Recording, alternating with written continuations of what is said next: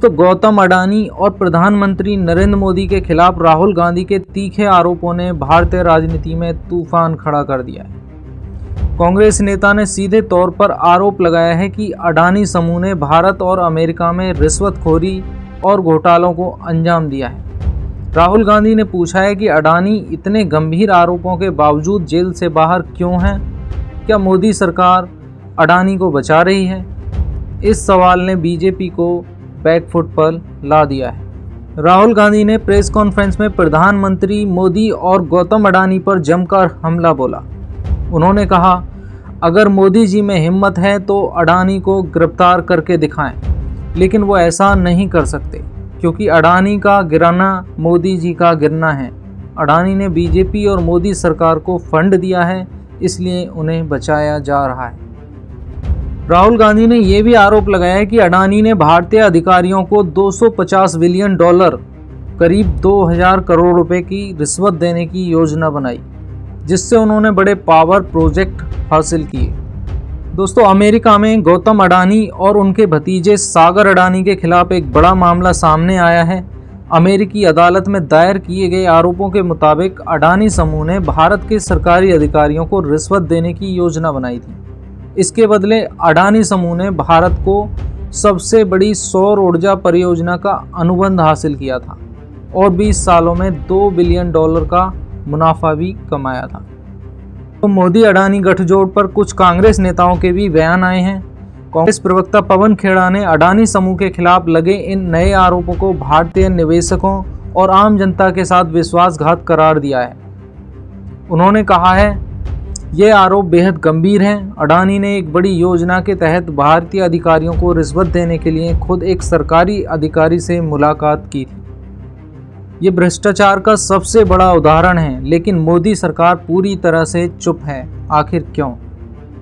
पवन खेड़ा ने यह भी कहा कि अगर अडानी की जांच होती है तो इससे बीजेपी और प्रधानमंत्री नरेंद्र मोदी के गहरे रिश्तों को उजागर किया जा सकता है।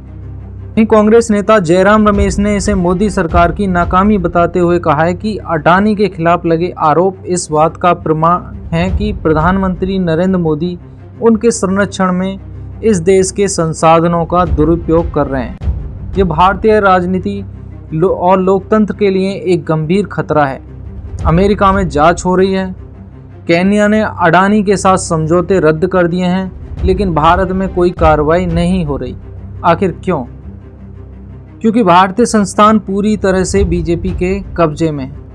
उन्होंने आगे कहा कि अडानी का घोटाला सिर्फ एक व्यक्ति या कंपनी का मामला नहीं है, मोदी सरकार के भ्रष्टाचार और भारतीय संस्थाओं को कमजोर करने का प्रतीक है।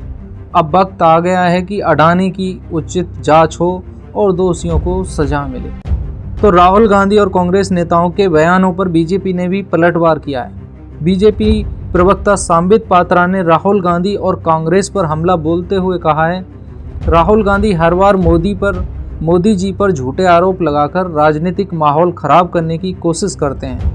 राफेल हो, वैक्सीन हो या अब अडानी, उनका तरीका वही रहता है। सांबित पात्रा ने कहा कि अडानी समूह पर लगे आरोप 2021 और 22 के दौरान के हैं, जब जिन राज्यों में परियोजनाएं चल रही थी वहां बीजेपी की सरकार नहीं थी। उन्होंने राहुल गांधी को भारत विरोधी मानसिकता का नेता करार दिया। दोस्तों, अडानी पर आरोप लगने के बाद अंतर्राष्ट्रीय असर भी दिखने लगा है। अमेरिकी आरोपों के बाद केन्या सरकार ने अडानी समूह के साथ अपने एयरपोर्ट और बिजली ट्रांसमिशन समझौतों को रद्द कर दिया है। केन्या के राष्ट्रपति विलियम रूटो ने कहा है कि नई जानकारी के आधार पर यह कदम उठाया गया है।